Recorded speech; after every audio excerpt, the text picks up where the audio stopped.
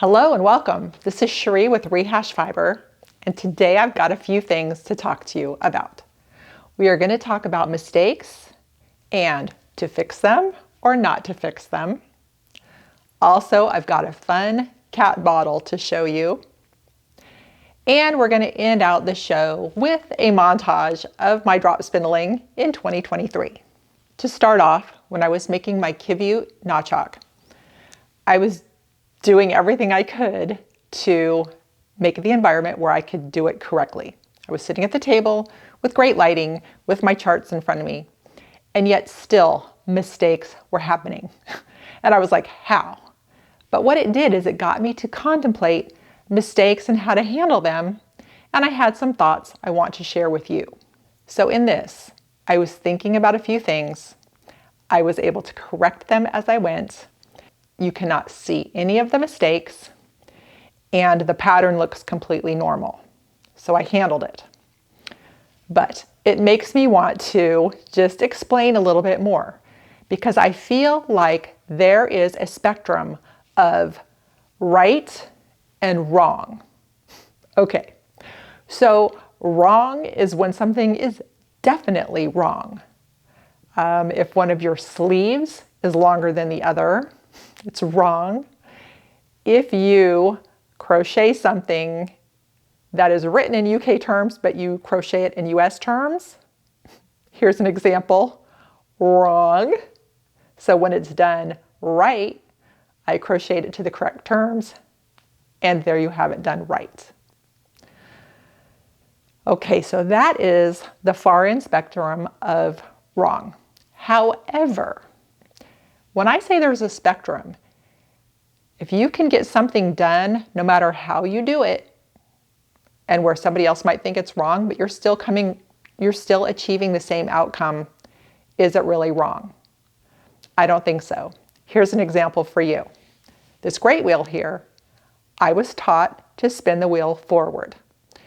It spins the yarn in an S twist, and I went ahead and made garments with that yarn. So in the end, I had the product.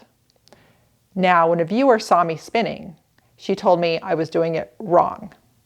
So for teaching spinning, yes, because I do believe to teach it, it should be going that way. And I did verbally make that correction to the viewers that it should have been that way. However, there's some leniency because I still had yarn I could use. So that's what I'm talking about with the spectrum. So I just want you to think about that whenever you think of right or wrong or mistakes. Because what you want is to be happy and sane in the end, however you get there. Okay, so the first thing I want to talk about is, and this goes for all of us, and we know, us experienced knitters and crocheters, you have to rip stuff out. It's just part of it. But I've worked with some new people that get very upset or angry or don't want to rip out. And so I just want to say to you, if you feel that way, just plan that each project, there will be rip out time, and just do it. Don't waste too much negative energy on that process. Just do it and then go again, because you do want to be happy with your item in the end, and you want it to be right. Now, here we go into that spectrum. There are times maybe you don't need to fix it, but here's some things to think about. Will your mistake affect the structure of the item? If it does, then you need to fix it. You know, if it is stitch count or measurements, and you gotta be right, you gotta be right. Now, there's times you can correct it as you go. So think about that. If your stitch count is off and it's not an intricate pattern, maybe you can just add a stitch and you will be back on track again. So think about that. Can your mistake be fixed as you go? Lastly, will it be seen when it's worn? That's what I thought about this the entire time. I fixed my stitch count, and then I thought, will it be seen? No, it will not. I knew this yarn was going to get fuzzy. I knew when it's worn around my neck, it's all bunched up. And it did not affect the pattern whatsoever. The pattern is still shown. And so there were mistakes that were fixed along the way, and it all worked out. So those are just some things I want you to think about, and mistakes are just part of life. So do remember that. Try not to be all mad when it happens. Just handle the mistake.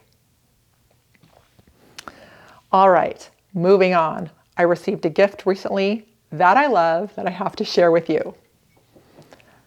I got a bottle of wine that is shaped like a cat. I was thrilled because I love cats. There are 3 in our household, and I've got Rocky the studio cat here. He's one of them. I thought this was the coolest thing. I love cats. I love pretty colors. I love wine. Great gift. So it got me researching a little bit more, and look what I found. They make all kinds of colors of these wine bottles, and I was really excited because now it's going to be kind of like a scavenger hunt because I do want a few more of the colors. So let me tell you a little bit more about it. You can see the bottles on the hobbymarketing.com. However, they distribute the bottles to other stores, so you will have to find it at other stores near you. My husband right away found this black one at Total Wine. Reminds me of Rocky, our black cat. So fun. So there is cat lore behind these bottles. Let me read a little bit to you. According to legend, 3 wine merchants came to the town of Zell in Germany to buy wine. They were about to sample out of a barrel when a black cat suddenly jumped on it, arched its back, and swiped its paws at anyone who approached it. The wine merchants chose the barrel guarded by the cat, thinking it held the best wine. Very fun. I love anything that's got a twist of fun to it. So there you have it. There's some fun cat bottles. They're fun for you. They make great gifts. I wanted you to know all about it. Okay, now I want to show you. All right, you saw my shark that was really bad and then the glimpse of the good one. Here we go. Just finished this guy. This one's in honor of my daughter that loves sharks, going off to Christina Harkness for the Community Coral Reef. And you can find her on Instagram at coral_knits. And I will feel better that she has this shark that was done correctly over the other one. Mind you, I've had a time telling people the story about sending her the really crappy shark. And thanks to the viewer that told me that that is why it was so crappy, because I had mixed up the US and the UK terms. So we got that worked out. Good shark is going out to her. I feel better. All right. If you're wondering about this shawl that I'm wearing, it's the Lattice Sampler shawl, and the yarn is Concept Silk Degrade. Very fun, very light. I enjoyed doing this one very much. The color change was fun. All right, we're going to wrap the show.